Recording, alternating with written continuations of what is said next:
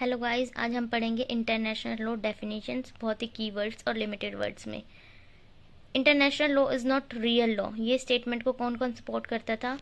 इसको सपोर्ट करते थे Jeremy Bentham, John Austin, Thomas Hobbes और हॉलैंड।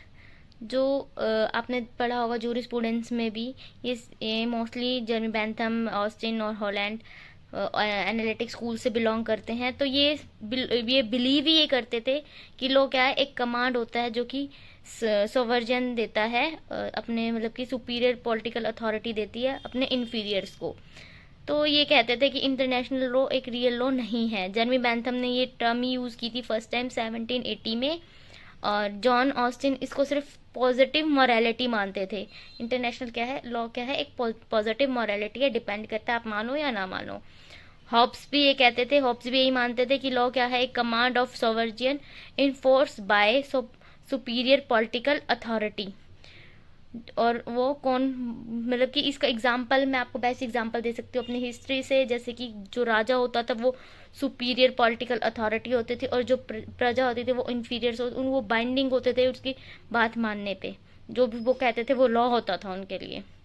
उसके बाद हम बात करते हैं हॉलैंड की। हॉलैंड बोलता है it's is the vanishing point of jurisprudence. ये बहुत ज़्यादा पूछा जाता है, नेट में बहुत बार पूछा जाता है, तो ये बहुत इंपॉर्टेंट स्टेटमेंट है, इसे आप रिकॉल कर लेना, इंपॉर्टेंट मार्क कर लेना। उसके बाद हॉलैंड और जर्मी बेंथम ये चार एसेंशियल बताते थे। फर्स्ट कि लेजिस्लेटिव मशीनरी होनी चाहिए, एग्जीक्यूटिव मशीनरी होनी चाहिए, पोटेंट जुडिशरी होनी चाहिए, और चौथा सैंक्शन होना चाहिए। International law is real law. अब इसको कौन सपोर्ट करता था? इसको सपोर्ट करते थे हॉल एंड लॉरेंस। वो क्या कहते थे? International law is a positive morality, it is a derive from custom and president, so it is a law. Custom means जो भी हमारे पुराने रीति रिवाज है, और प्रेसिडेंट्स मीन्स जो भी पहले से कोई डिसाइड हो जाते हैं केसेस, तो उससे हम गाइडलाइंस लेते हैं, तो वो प्रेसिडेंट्स कहलाते हैं। तो ये मानते थे कि ये दोनों ही चीज़ें हमें मतलब मानते हैं, तो इसलिए international law is a real law. अगर कोई भी इन्फ्रिजमेंट का केस आता है, मतलब इन्फ्रिजमेंट मतलब कि अगर कोई भी आपके राइट्स का हनन होता है, देन ये यूज़ किया जाता है। तो इसलिए ये मानते थे कि इंटरनेशनल क्या है, एक रियल लॉ है। आफ्टर दैट हम बात करते हैं फेडरिक पॉलक। पॉलक क्या कहता था? वो सिंपल वर्ड्स में कहता था कि जो भी मतलब कि पॉलिटिकल कम्युनिटी बाइंडिंग करते हैं उसको ही हम इंटरनेशनल लॉ मान देते हैं। तो फॉर ए लॉ, मतलब लॉ के एग्जिस्टेंस के लिए, रहने के लिए एक ही कंडीशन ज़रूरी होती है। वो क्या कंडीशन होती है? कि जो भी पॉलिटिकल कम्युनिटी है वो उस पर बाइंडिंग कर दे, उसको बाइंडिंग कर दे कि आपको मानना ही मानना है। और जो इंटरनेशनल लॉ है वो इस कंडीशन को सेटिस्फाइड करता है। दैट्स वाई वो क्या है, एक इंटरनेशनल लॉ, मतलब कि international law is a real law मानते थे। फादर ऑफ इंटरनेशनल कौन थे? ह्यूगो ग्रोटियस। ये बहुत इंपॉर्टेंट है, ये मोस्टली पूछा जाता है कि फादर ऑफ इंटरनेशनल लॉ कौन थे? तो हमारे Hugo Grotius father of international law थे। इन्होंने लॉ को टू पार्ट्स में डिवाइड किया था। लॉ क्या है? नेचुरल है, पॉजिटिव है। उसके बाद इन्होंने कहा था जो पॉजिटिव लॉ है उसको भी उन्होंने दो टर्म्स में डिराइव किया था, डिवाइन और ह्यूमन लॉ। ह्यूमन लॉ को भी इन्होंने टू पार्ट्स में डिवाइड किया था, लॉ ऑफ नेशन और सिविल और म्युनिसिपल लॉ।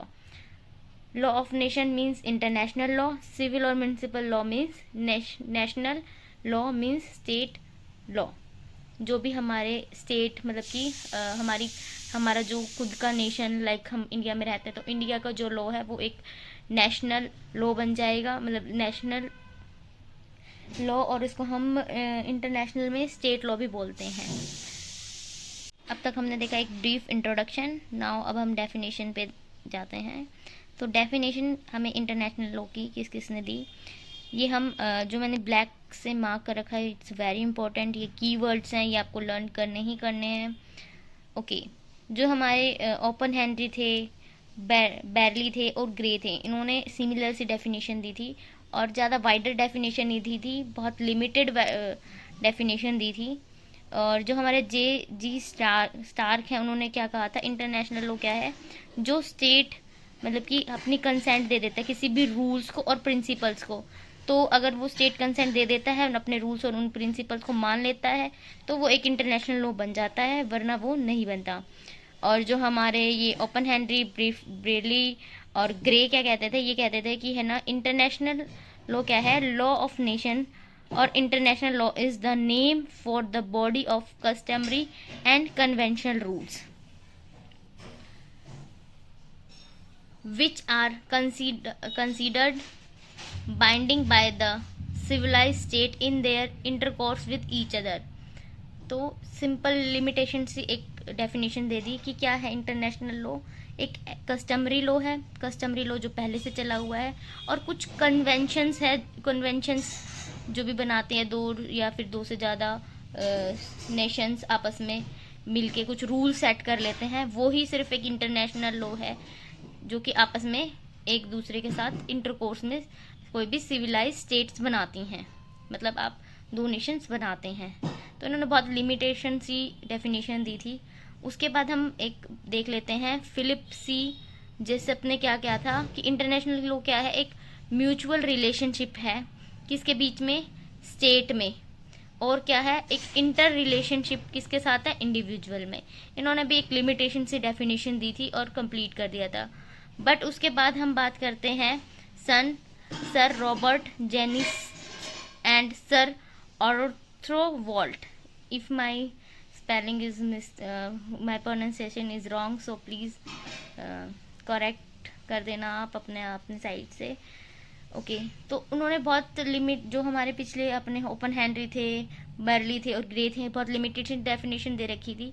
इन्होंने उनकी डेफिनेशन के साथ उन्होंने कन्वेंशन और कस्टम को लेकर साथ साथ उन्होंने किस चीज़ की बात की थी, इंटरनेशनल ऑर्गेनाइजेशंस की भी बात की थी। उन्होंने क्या कहा था कि स्टेट्स, उनके अबव डेफिनेशन जिसमें से कस्टम एंड कन्वेंशन है, उनके साथ साथ क्या बोला था कि state are not the only subject matter of international law.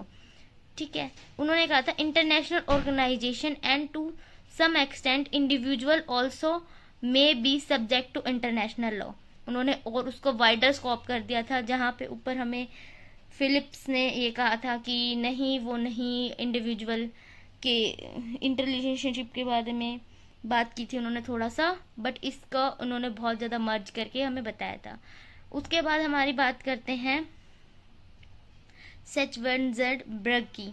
उन्होंने बेस्ट डेफिनेशन दी थी। उस डेफिनेशन में हमें बताया था कि इंटरनेशनल लॉ क्या है, body of legal rules apply between sovereign state and such other identities as have been granted international personality. इन्होंने इंटरनेशनल लॉ का स्कोप बहुत ही वाइडर कर दिया था और उन्होंने बोला था कि इंटरनेशनल लॉ क्या है, एक रूल, मतलब लीगल रूल्स की बॉडी है, जो कि जो भी दो सोवरेन स्टेट आपस में मिलकर ग्रांट करते हैं, और उसको उससे ही उनकी क्या बनती है, एक इंटरनेशनल पर्सनैलिटी बनती है। तो इन्होंने सबका स्कोप ले लिया था, कस्टम का भी, कन्वेंशंस का भी, ऑर्गेनाइजेशंस का भी, इंटर रिलेशनशिप का भी, इंडिविजुअल का भी।